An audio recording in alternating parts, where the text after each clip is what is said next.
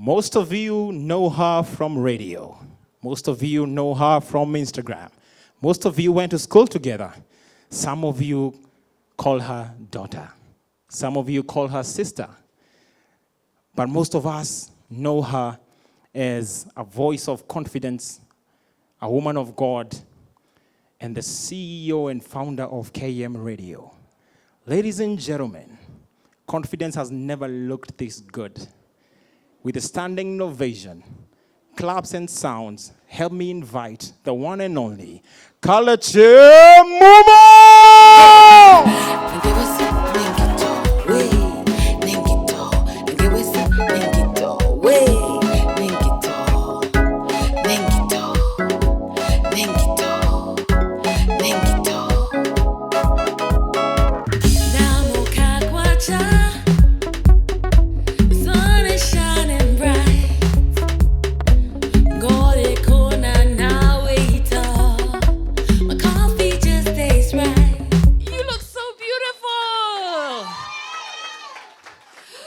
Thank you so much for being here. Take your blessed seats.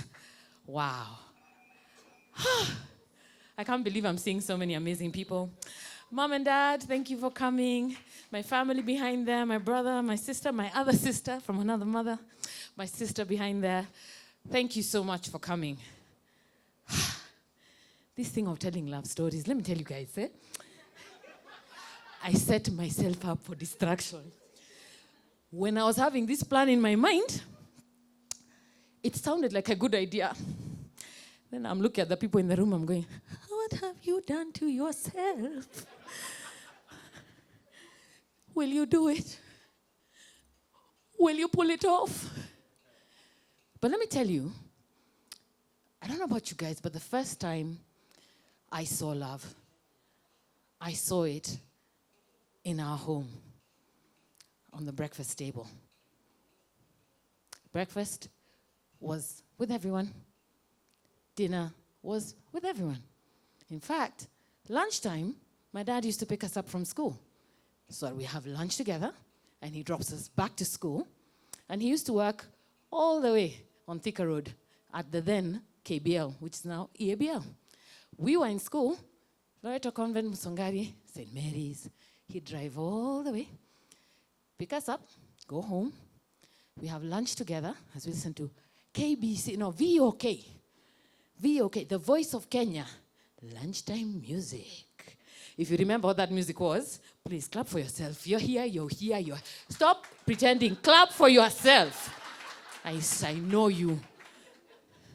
You're my age group, I know you. So, love for me was at home. My parents, the way they were living life together. And more than anything, the fact that you couldn't win one over my dad. Have you asked your mother? How many can relate? Hey. And you know, my dad is so sweet. He's here. My dad is chill. Hana mambo mengi. He's the type of guy you'd come and say, so Dad, so now there's this sleepover. So, what has your mother said? Does she have to say? Because, you know, that's going to be the voice of reason, at least in our home. My mom was a tough one. I love you, Mommy. But it's later that I understood that it meant that for there to be oneness in the relationship, you guys have to be on the same page on everything, even when it comes to how the children are making their choices. So that's the kind of thing I grew up seeing. I grew up knowing that togetherness in a relationship, love looks like making decisions together, doing things together. I don't know if there were fights. I don't know. You know, those are things kids you don't know. But for us, Mom, Dad, it looked really good. And that's what I have been looking for. But the story then now begins. My first crush, Star Daddy 2. Listen, some of you, it was nursery. I don't know what you're laughing at. Anyway, I call him the yellow sun. If you know me now and what I like now, this story is very different. Even when I was thinking back, I'm like, where was your mind? Where were you? But again, no offense to the yellows in the house. Hey, I see you over there, my friend. But he was the yellow son. He was, oh my God, he was yellow, had jet black curly hair. Kim, I'll never forget. And he just had swagger. And that was back in 1980 something. For me to see swagger in Standard 2 in the 80s, it was something. And Kim was like, you know the it guy in class? The one where he's the one to say what we are doing and we do. Leo tunacheza kati. Okay. Leo tunafanya hiyo. Okay. I can tell you for free, he was not seeing me. Man, I was there. He's left the building. I'm like, what is... Anyway, that was my first crush. It ended a bit fatally when Wairimu came and told me, you stop putting your face in front of Kim, it's not for you. Hey, Standard D. My friend, women, you're tough. You're a bit difficult to deal with, but it is well.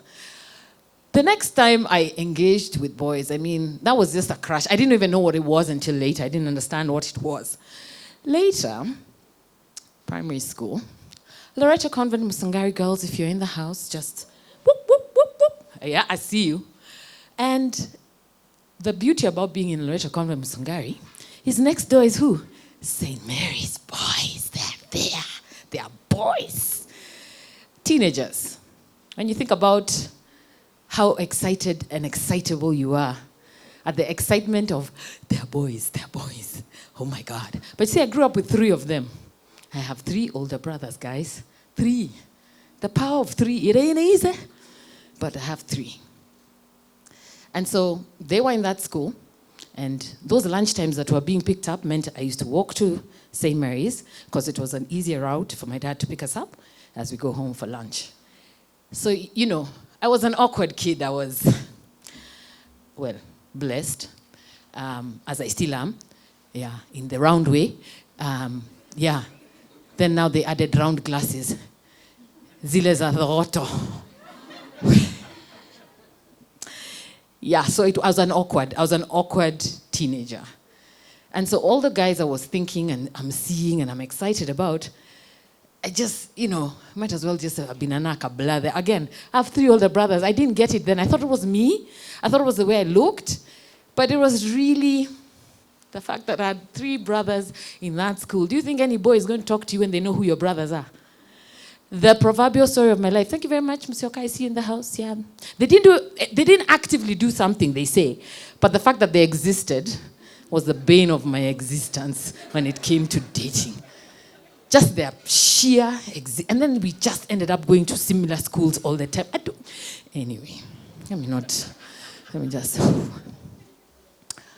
So, by the time I was finishing Standard 8, I had dated nobody. I had talked to nobody. I had wanted many bodies, but nothing happened.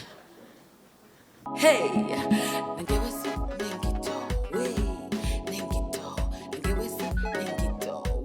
This party was giving life. Then I'm like, okay, I'm about to be shipped off to boarding school. Here's my postal address. Yeah, I'll write to you. He didn't. But guess who wrote to me? His friend. Mr. T.